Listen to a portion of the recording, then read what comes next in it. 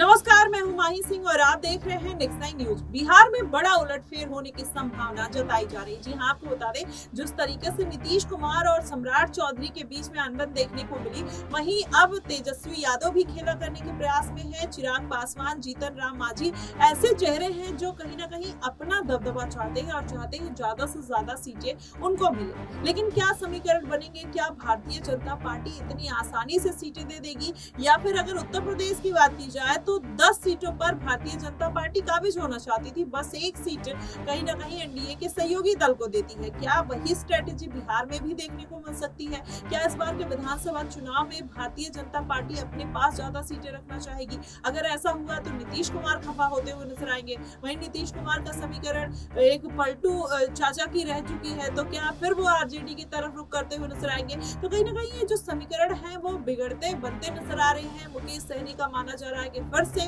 BJP का रुख कर सकते हैं या फिर एनडीए का रुख कर सकते हैं। कैसा समीकरण रहने वाला है बिहार का, आज इन्हीं तमाम मुद्दों पर चर्चा करेंगे। हमारे साथ मनीष मौजूद है। मनीष, क्या लगता है कि बिहार में जिस तरीके से अलग अलग पार्टियां अपना कहीं ना कहीं राजनीतिक फायदा देखने के लिए ज्यादा से ज्यादा सीटों पर कब्जा करना चाहती हैं, वहीं अगर तेजस्वी यादव की बात करें तो एनडीए गठबंधन में फूट डालने की कोशिश करते हुए नजर आते हैं, बार बार नीतीश कुमार के ऊपर इल्जाम लगाते हैं। वहीं सम्राट चौधरी का नीतीश कुमार से ना बनना, ये तमाम तरीके के जो पहलू हैं, किस तरीके से देखते हैं आप?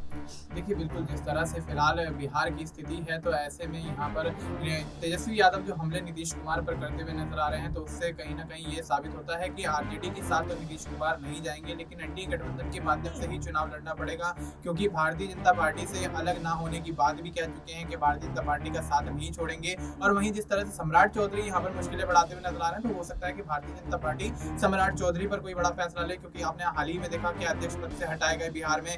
अब हो सकता है यहाँ से उप मुख्यमंत्री पद की उपाधि भी उनके हाथ से छीनी जाए, और ऐसे में अब उप मुख्यमंत्री रह जाएंगे यहाँ पर विजय सिन्हा। तो ऐसे में देखा जा रहा है कि आने वाले समय में बिहार की राजनीति में जो उथल पुथल मची हुई है, एनडीए के सहयोगी दल यहाँ पर ज्यादा से ज्यादा सीटों की मांग करते हुए नजर आ रहे हैं। यहाँ पर चिराग पासवान सीएम के तौर पर खुद को देखते हुए नजर आ रहे हैं। यहाँ पर जीतन राम मांझी की बात करें तो 25 सीटों की मांग वो करते हुए नजर आ रहे हैं। तो वैसे में जो समीकरण बिहार के अंदर बनता हुआ नजर आ रहा है, और पशुपति पारस जो कहीं ना कहीं 243 सीटों पर अपनी ही पार्टी के थ्रू यहाँ पर चुनावी मैदान में उतरने की बात कहते हुए नजर आए, क्योंकि लोकसभा चुनाव में उनको यहाँ पर एनडीए ने यहाँ पर सीटें नहीं दी थी, तो बेशक वो नाराजगी कहीं ना कहीं पशुपति पारस में, और हो सकता है कि इंडिया गठबंधन की तरफ भी उनका झुकाव होता हुआ नजर आए। तो बेशक यहाँ पर एनडीए की स्थिति कुछ ज्यादा मजबूत नहीं है, लेकिन देखा जाए तो फिलहाल का जो राजनीतिक समीकरण है उसमें नीतीश कुमार का जो पलड़ा है वो काफी ज्यादा भारी है, और नीतीश कुमार 10वीं बार भी यहाँ पर मुख्यमंत्री बनते हुए देखे जा सकते हैं, क्योंकि एनडीए गठबंधन की जो केंद्र की सरकार है उसमें नीतीश कुमार का बहुत बड़ा योगदान रहा है। तो ऐसे में ना तो नीतीश कुमार चाहेंगे, ना तो भारतीय जनता पार्टी चाहेगी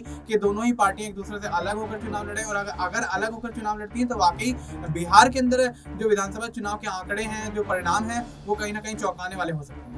जी बिल्कुल, ऐसे में बिहार के जो आंकड़े हैं वो चौंका सकते हैं।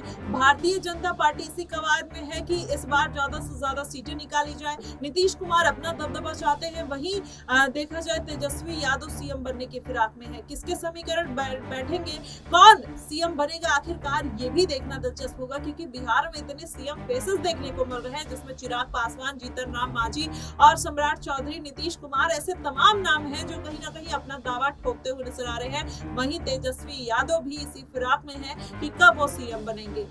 हालांकि देखा जाए तो बिहार की जो राह इतनी आसान नहीं है, बड़े उलटफेर हमेशा होते रहते हैं, लेकिन इस बार का जो विधानसभा चुनाव है काफी दिलचस्प इसलिए है क्योंकि अल्पमत में भारतीय जनता पार्टी रही है। नीतीश के सहयोग से इस बार भारतीय जनता पार्टी ने तीसरी बार अपनी सरकार केंद्र में बनाई।